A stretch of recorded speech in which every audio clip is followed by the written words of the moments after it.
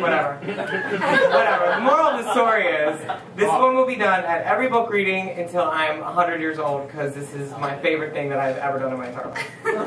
I had a few drinks with a few friends out at Therapy one night. We were having psychotic episodes. Therapy is a bar in Hell's Kitchen that serves the most delicious drinks in New York called psychotic episodes. For a while, they were my favorite drink.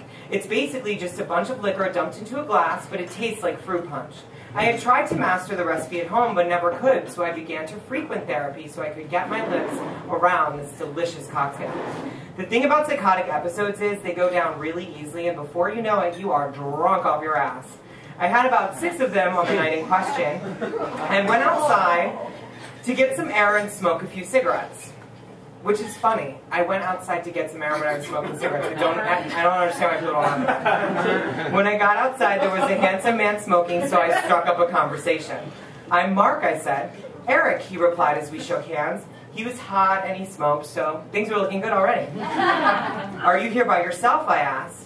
"My friends just left. I'm procrastinating going home. I have to move in the morning."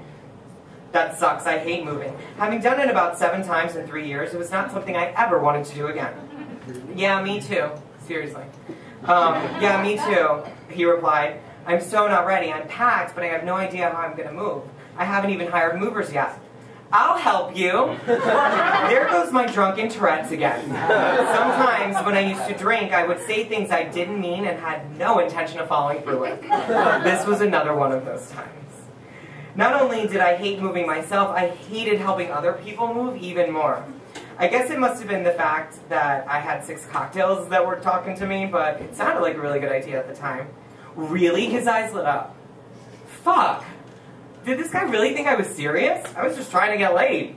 I would be in no condition to move my neck in the morning, let alone his bookshelf." "Sure, why not?" I replied. I ditched my friends. Oh, again on that time delay, guys. Come on. I ditched my friends and got into a cab with Eric. We chatted on the ride up, but I really don't remember what we were talking about. The drinks were strong and sweet, and I was beginning to feel them. Once we got back to Eric's apartment, I noticed there were boxes packed and a few things were scattered about. When we sat down on his couch, we began making out.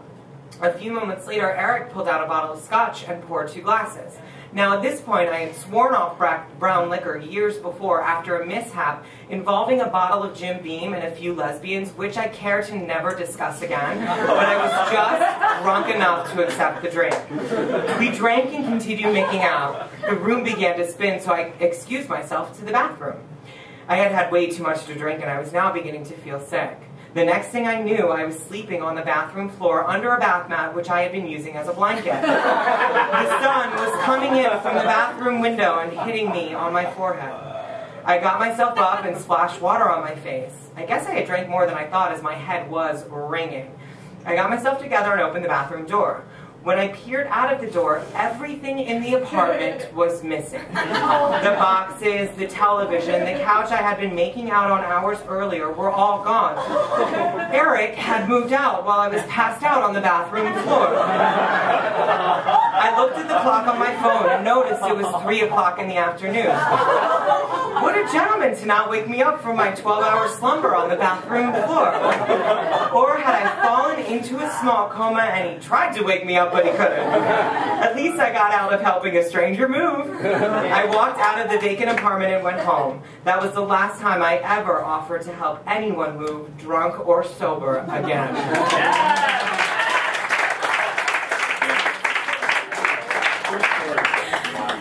Okay, step 4. Fuck one of your sister's old friends. Check it.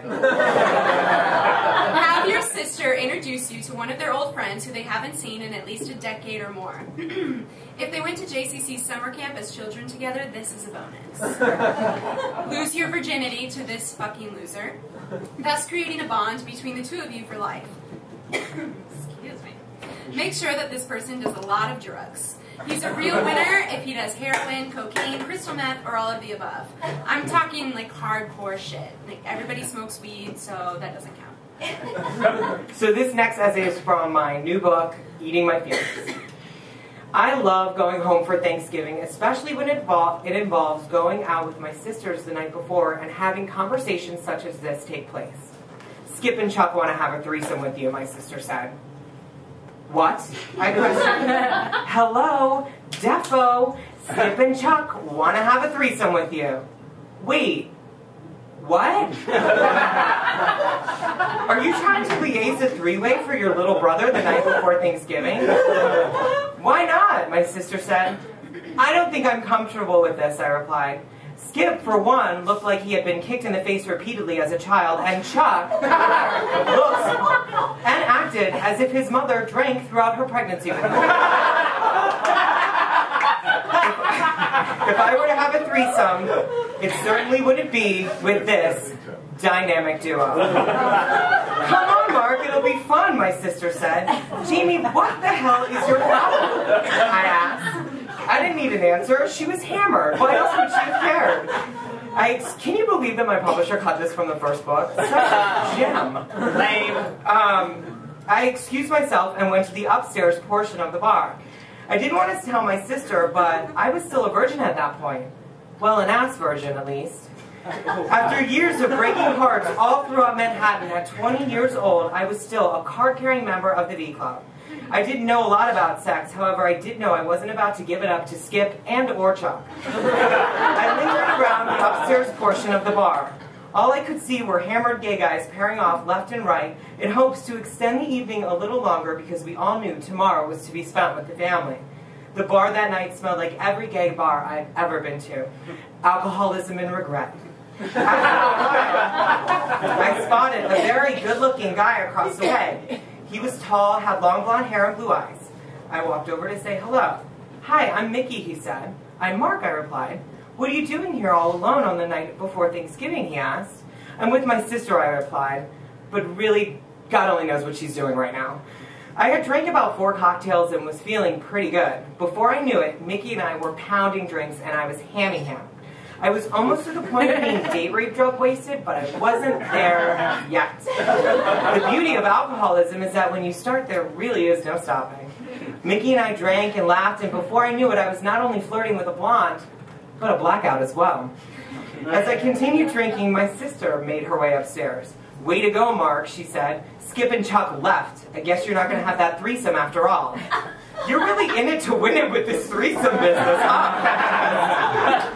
Oh my God, Mickey, my sister said, turning her attention to my new friend. Jamie Rosenberg, how the hell have you been? Suddenly, I was out and Jamie was in. All the attention was now on my sister. I stood there while the two of them caught up. Apparently, my sister had become the Empress of gay DC, while I was away at school. After they finished, my sister leaned in and whispered in my ear, "You should sleep with him. He's good people. He totally saved my ass at JCC summer camp." With that, my sister left me with Mickey to fend for myself. She told me that I needed to have sex with him and that she would pick me up the next morning and drive me to my mother's. We went back to Mickey's apartment on M Street. When we arrived, we started making out and he offered me drugs, because that's the natural next step. I'm not 100% sure what this is, Mickey said. What do you mean, I asked, isn't it coke? I don't know, my friend Patrick gave it to me. He said he thought it might be heroin. Well, try it and let me know what you think it is. If you start having convulsions on the floor, I will know not to touch it. Wouldn't you take me to the hospital if I was having convulsions, Mickey asked. I thought about it for a minute. And they replied, of course they would. Mickey did a bump of the mysterious substance while I waited. I stared at him to see if he was going to die or pass out. Evelyn, do you remember him? Which one? Marcus Goodman. Yes. Oh, whoops. Yes.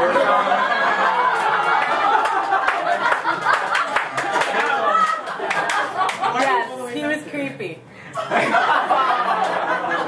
I stared at him to see if he was going to die or pass out, and when he had it 5 minutes later, I did a bump as well. Remember how he always had drugs? Like, what was that about? I'm still not sure what was in the bag that night, but I got the most fucked up I had ever been in my life. Mickey and I sat around and talked about stupid shit and watched reruns of Dynasty. We continued chatting, and before I knew it, Mickey and I were naked and about to have sex. I'm a virgin, I told him. That's okay, I'll be gentle. That night, high on a mysterious substance that may or may not have been heroin, I lost my virginity. It wasn't as bad as I thought it was going to be. In fact, it was quite liberating.